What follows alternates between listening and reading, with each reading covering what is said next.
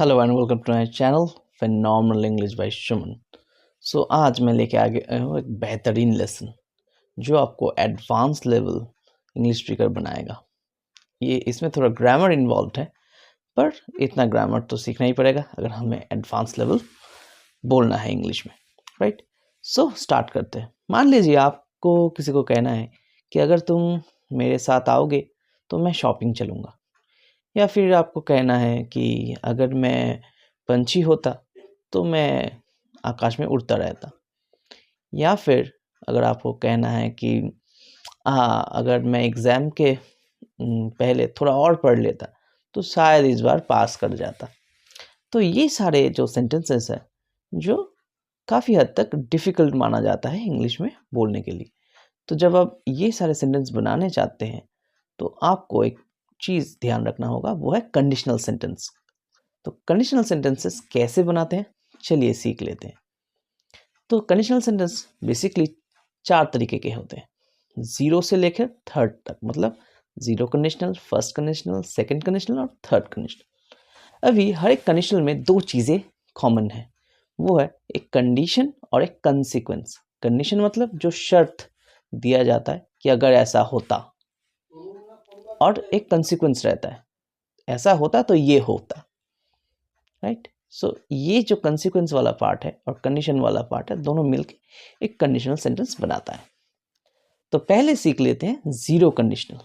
तो zero conditional का फंडा यही है कि मान लीजिए जो कंडीशन होगा और जो कंसीक्वेंस होगा दोनों ही सिंपल प्रेजेंट टेंस में होगा। जैसे अगर मैं कहूँ कि जब सूरज उगता है तो दिन होता है, तो ये तो बहुत ही एक यूनिवर्सल ट्रूथ है। पर हाँ, कंडीशन तो एक है ही, सूरज को उगना होगा तभी जाकर सुबह हो सकती है। तो ये जो चीज़ें हैं ये हम ज़ीरो कंडीशन में बिठा सकते हैं। कोई भी चीज़ अगर मान लीजिए वो उसमें कंडीशन इन्वॉल्व है, पर जो सेंस है वो यूनिवर्सल ट्रूथ की तरह या फिर एक फैक्ट की तरह आता है, तो हम उसे ज़ीरो कंडीशन में ढाल सकते हैं, राइट। ज़ीरो कंडीशन के लिए हमें यही चाहिए कि दोनों ही कंडीशन और जो होने वाला है कंसिक्वेंस, दोनों ही सिंपल प्रेजेंट टेंस में हो।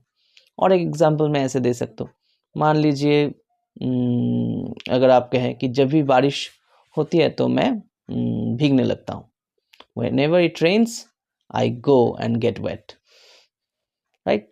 आप ऐसे कह सकते हैं। या फिर कोई बच्चा अगर कहना चाहे कि मेरे डैडी जब भी घर वापस आते हैं मेरे लिए चॉकलेट लाते हैं, right. So when my father comes he brings me chocolate. So when या इफ से भी हम ये जो कंडीशन पार्ट है वो शुरू कर सकते हैं। कभी कभी व्हेन, कभी कभी इफ, ये चलता है।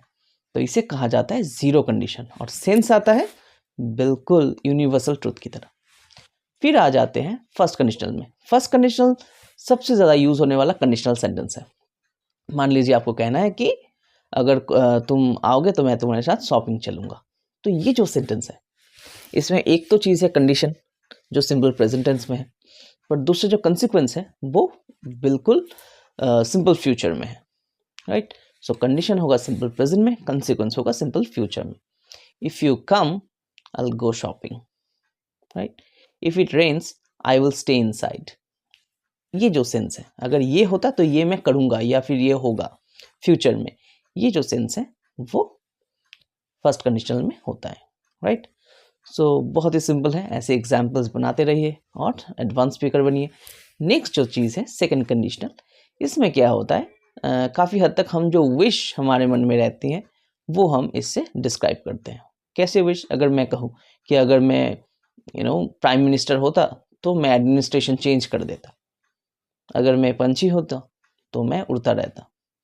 अगर मैं पायलट होता तो फिर मैं इस देश से उस देश जाता रहता। तो ये जो चीज़ें हैं ये हम सेकंड कंडीशंस में कह सकते हैं। कैसे? अगर मैं कहूँ कि मैं अगर पंछी होता तो मुझे कहना पड़ेगा if I were a bird. I were a bird, was नहीं, क्योंकि मैं पंछी होता, ये एक हाइपोथेटिकल कॉन्सेप्ट है। मैं झट से पंछी नहीं बन सकता, मुझे बर्ड बनने का कोई आज़ादी नहीं है। तो इसीलिए मुझे यहाँ पे आई वेयर बिठाना पड़ेगा, ठीक है।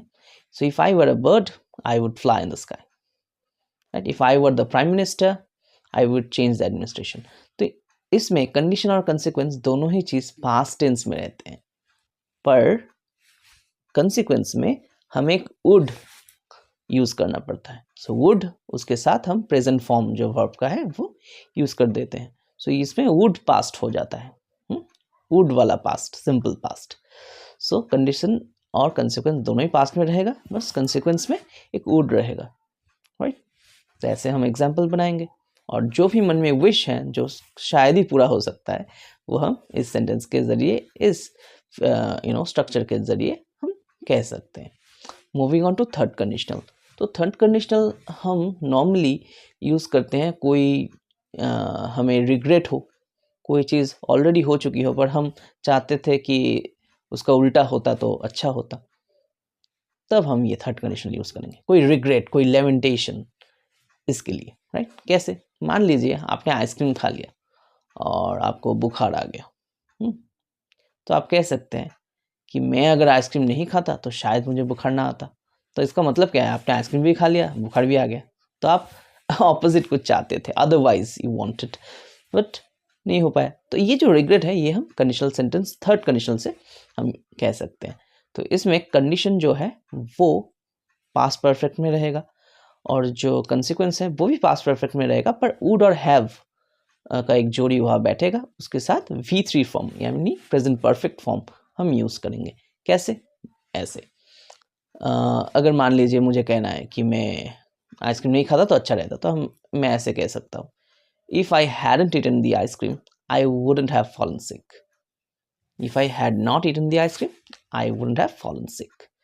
सो दोनों ही पास्ट परफेक्ट में है और जो कंसिक्वेंस पार्ट है उसमें वुड और हैव का कॉम्बिनेशन बैठता है और उसके साथ जो V3 या फिर प्रेजेंट परफेक्ट फॉर्म है वो हम यूज़ कर देते हैं। तो ऐसे ही कोई भी हमें रिग्रेट हो तो हम इस सेंटेंस से, इस स्ट्रक्चर से कह सकते हैं। जैसे कि मान लीजिए अगर कहना है कि मैं थोड़ा ज़्यादा ध्यान लगा के पढ़ता तो पास कर जाता, if I had studied well I would have passed this year, right. So ऐसे ही कुछ हम यूज़ कर सकते हैं। और वुड के साथ कोई और जो मॉडल वर्ब्स है उसको लगा के हम थोड़ा सेंस भी चेंज कर सकते हैं। कि अगर मान लीजिए आपको कहना है कि अगर तुम मुझे पहले बोलते या फिर मुझे पहले पता होता तो मैं तुम्हें हेल्प कर पाता। If I had known earlier I might have helped you, ऐसे भी हम कह सकते हैं। तो ये जो हो गया कंडीशनल सेंटेंस का जो स्ट्रक्चर्स हमने सीख लिया है। ऐसे एग्जाम्पल्स बनाते रहिए, कमेंट में लिखते रहिए और एडवांस स्पीकर बनने की जो जर्नी है उसमें आगे चलते रहिए। बहुत ही जल्दी एक बेहतरीन लेसन लेके और आ जाऊंगा। तब तक अपना ख्याल रखिए एंड हैप्पी न्यू ईयर।